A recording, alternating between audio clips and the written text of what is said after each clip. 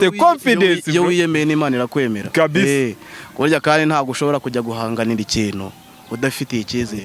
Papa wanataka wanishushia, wanataka wanichukia, habari za fake redioni wanitangazie kama leme ikala kwa kweli. Haki ya mama imetunza kama jeshi, ama kupenda na kupendwa, hii love haitoshi, nipe penzi lako. Oh my god. Uyikomeze ufunze ikiganza cyawe cyangwa igipfunsi cyayo, ariko ivuze ngo birabiro ni ibyawe, nubwo ushobora kwibwira ko ari mu nzira yambi bitewe nuko wowe mu bitekerezo byawe utabyumva neza, ariko ikire kurata ibintu bikugeho Imana ibiguhaye.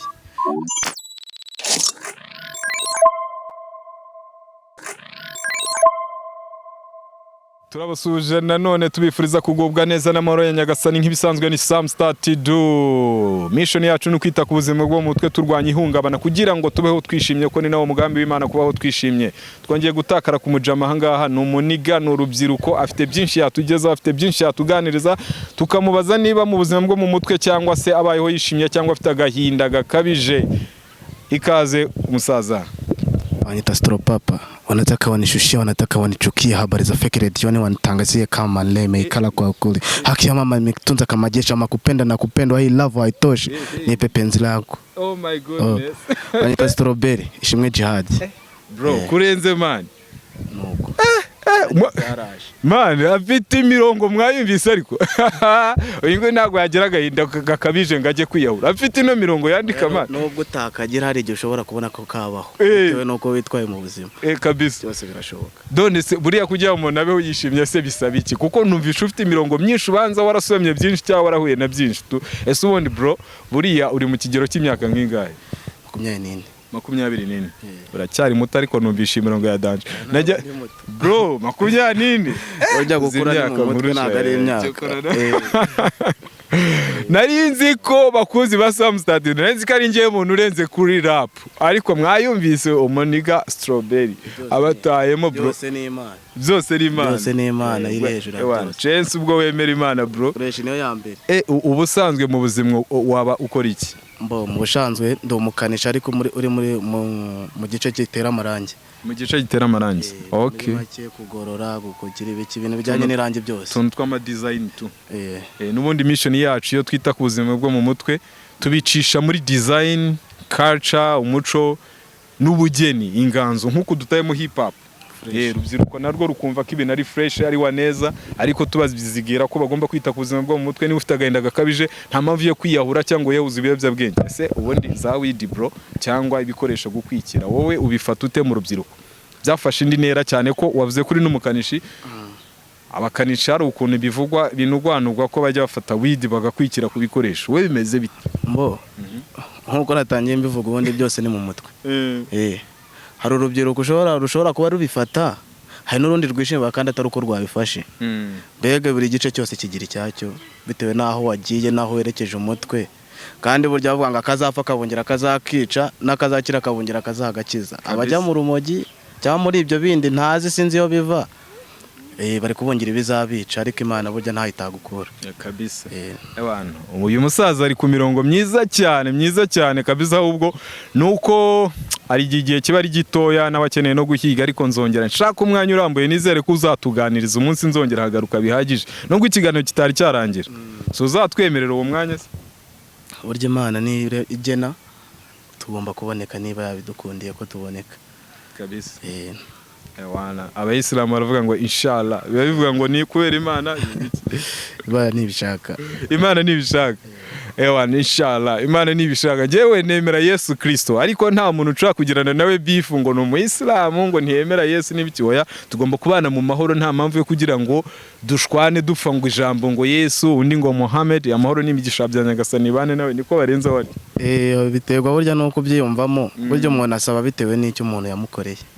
Icyoze burya nicyo cya mbere, ariko no guhinduka bikaba ibya kabiri, kuko icya mbere nicyo cyabanje. Nimba bajya bavuga ngo iyo wishe A ukora B. Nimba Yesu waruze ko ari umwana w'Imana, sibyo? Imana nibyara ejo uzamenye yuko Yesu n'umwana wa Mariya na Yosefu kuko bari abantu bakundana kandi babana ucyumva ko Imana ariyo yaje ikamutera inda oya ibyo ngibyo byirengagize wumve ko Imana ari ya mbere niri hejuru ya byose. Imana nigira umugore ishaka kureshaka umugore ari gushaka umugore w'Imana no pana kuvuga ngo umugore w'umuntu wabyawe n'umuntu mu maraso ya kimuntu.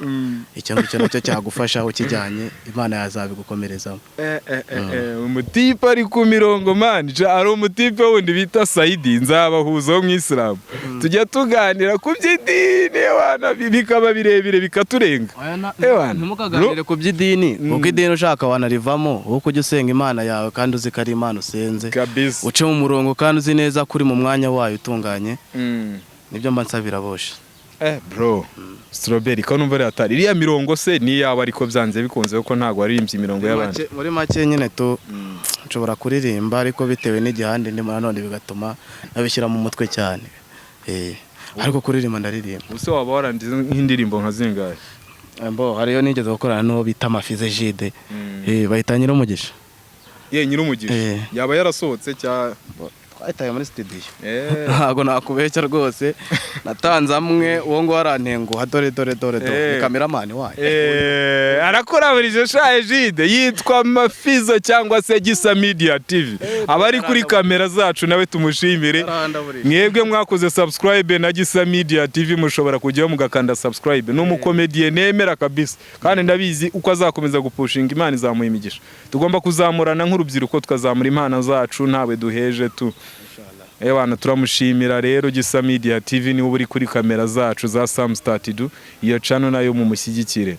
Ewana ariko rero ya mirongo yankomye najya Imana sikora jya numva ari njurenza ariko kuri hip hop mvuga ngo ninza bazajya ubundi freestyle zihora mu muntu ahantu hose ugomba kuhagera ukahita ukubita wadutamo nakandi kiretse ubundi numva ntari modu wenda si yakubita ibintu umva ko bigiye ku murongo twumva nanditse ariko si bivuze ngo satido gusa nabivugaho nka sama hangaha ndeba hano imbere yanjye yambaye akawayiti kuri ico ngoye yahita akabage n'agasatsi keza afite kiloso mu gatuza imwemwe umuhungu ararenze kuri Mike stropa gede papa abatanze ku mapa gende papa bro Strawberry ni bwite ni kubaho utanze arambarirwa jihad bro respect kabisa. Hano hari impano bro, hari impano mwebwe ibyo bintu muri kwigira ngo kuko mwafasha. Hano hari impano bro, umunsi zagaragaye izi zahabu zigitabye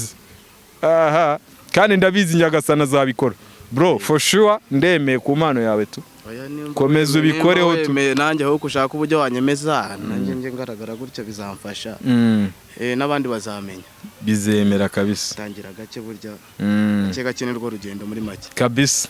Ndemeye bro.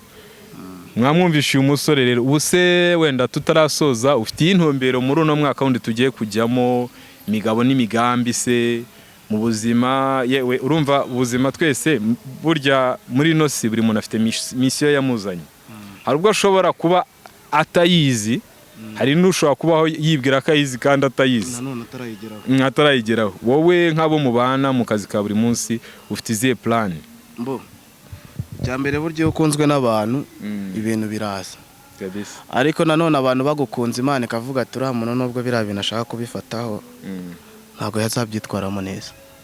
Imana kugigumeza ifunze ikiganza cyayo cyangwa igipfunsi cyayo ariko iyo ivuze ngo biriya bintu ni ibyawe nubwo ushobora kwibwira ko ari mu nzira yambi bitewe nuko wowe mu bitekerezo byawe utabyumva neza ariko ikirekura ati ibintu bikugeho Imana ibiguhaye.